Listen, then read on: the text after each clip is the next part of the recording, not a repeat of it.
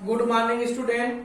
आज हम आप लोग क्लास 11th में विषय जीव विज्ञान का अध्ययन करेंगे। अभी तक बेटा हम लोग अगले में पढ़े थे अंतःस्रावी ग्रंथि, वायस्रावी ग्रंथि और मिश्रित ग्रंथि के विषय में हम आप लोग क्या किए थे अध्ययन किए थे।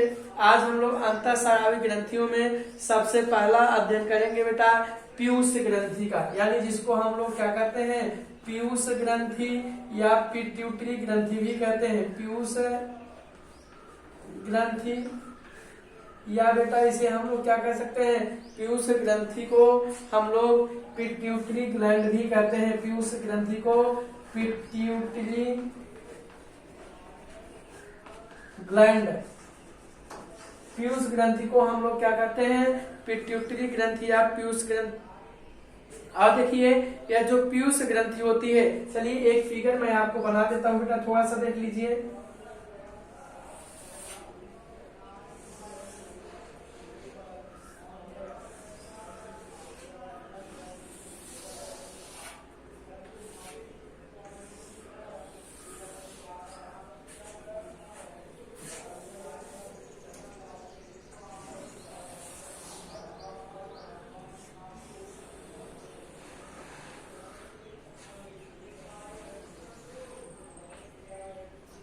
देखिए ये पीयूष ग्रंथि का अग्रपिंड है, अग्रपिंड जिसको हम लोग एंटीरियर लोब कहते हैं।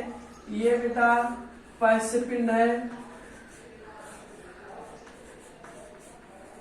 ये मध्यपिंड है। ये क्या है मध्यपिंड, यानी आप लोग कह सकते हैं एंटीरियर लोब,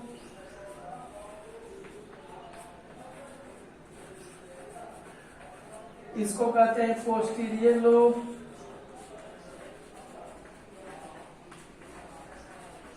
इसको कहते हैं बेटा इंटरमीडिएट लोब।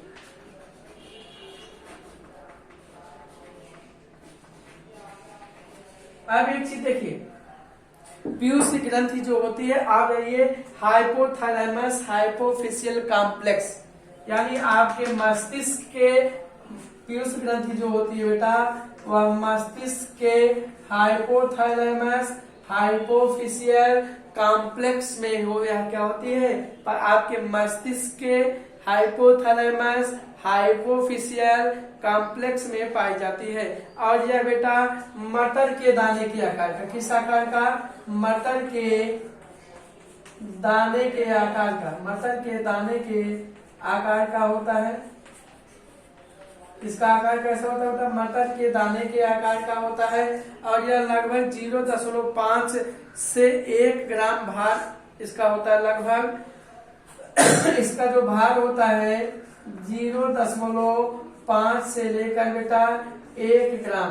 इसका जो पीयूष ग्रंथि होती है, इस पीयूष ग्रंथि का भार 0.5 से लेकर 1 ग्राम इसका भार होता है और 1 से लेकर 1.5 सेंटीमीटर व्यास की आकृति होती है। इसका जो व्यास होता है बेटा वह है 1 से लेकर 1.5 सेंटीमीटर व्यास की आकृति होती है।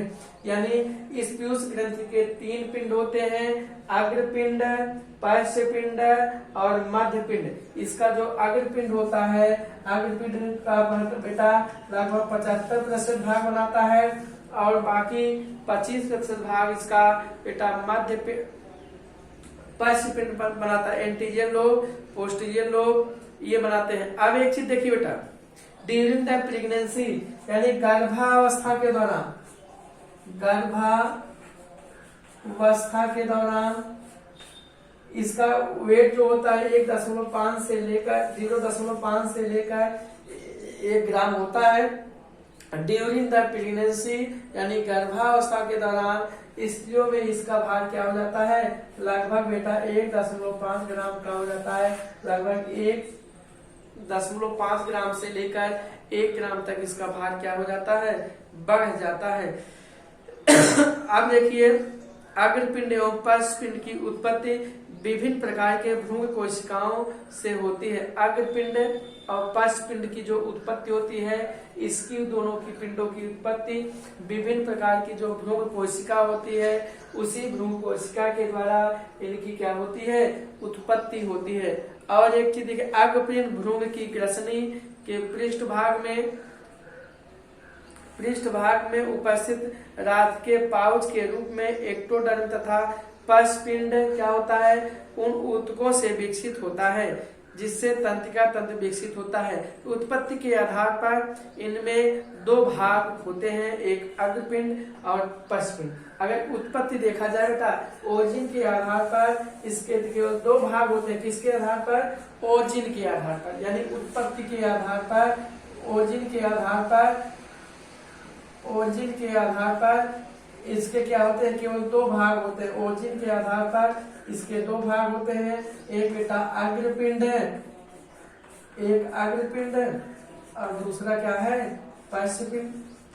अग्रपिंड और पश्चपिंड दोनों पिंडों के द्वारा बेटा हार्मोन्स का निर्माण होता है। किसका निर्माण होता है? हार्मोन्स का निर्माण होता है। अग्रपिंड और पश्चपिंड दोनों पिंडों के द्वारा, दोनों ही पिंडों के द्वारा हार्मोन्स का निर्माण होता है। और एक चीज देखिए, यह जो पीयूष ग्रंथि होती है, सबसे बहुत वेरी इंपॉर्टेंट है बेटा। पीयूष ग्रंथि जो होती है, इस पीयूष ग्रंथि को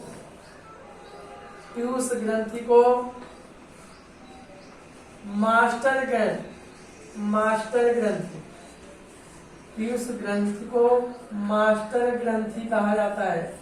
एक चीज और ध्यान देना, वेरी इंपॉर्टेंट, यानी पीयूष ग्रंथि को बेटा मास्टर ग्लैंड आप कह सकते हैं। पीयूष ग्रंथि को मास्टर ग्लैंड भी कहते हैं। क्यों? क्योंकि यह सभी अंतःस्रावी ग्रंथियों को कंट्रोल एवं नियंत्रण, कंट्रोल करने का कार्य करता है। कोऑर्डिनेशन और कंट्रोल करने का कार्य करता है। पीयूष ग्रंथि जितनी भी अंतःस्रावी ग्रंथि हो, चाहे वह थायराइड ग्रंथि हो, चाहे वह अग्नाशय ग्रंथि हो, सभी अंतःस्रावी ग्रंथियों को कंट्रोल एवं नियंत्रित करने का कार्य करता है। अब एक चीज देखिए, जो अग्रपिंड और पश्चपिंड की चर्चा हो रही थी बेटा, तो अग्रपिंड जो होता है पीयूष ग्रंथि का, वह बेटा अग्रपिंड, अभी आपको बताया था कि उत्पत्ति के आधार पर पीयूष ग्रंथियां जो होती हैं, उस पीयूष ग्रंथि के दो भाग होते हैं, एक अग्रपिंड था और दूसरा पश्चपिंड था। एक बेटा क्या था, अग्रपिंड और दूसरा क्या था, पश्चपिंड। उत्पत्ति के आधार पर दो पिंड थे, एंटीरियर लोब और पोस्टीरियर लोब। एंटीरियर लोब जो अग्रपिंड जो होता है, वह लगभग बेटा 75% भाग बनाता है। अग्रपिंड जो होता है, यह लगभग 75% भाग बनाता है और इसको एडिनो हाइपोफाइसिस भी कहते हैं। एडिनो हाइपोफाइसिस कहते हैं। अग्रपिंड जो होता है, इस अग्रपिंड को एडिनो हाइपोफाइसिस कहते हैं। और जो पश्चपिंड होता है, इस पश्चपिंड को न्यूरो हाइपोफाइसिस कहते हैं। यह पूरे पिंड का 25% भाग बनाता है बेटा, यह पूरे पिंड का 25% भाग बनाता है। इसको कहते हैं न्यूरो हाइपोफाइसिस।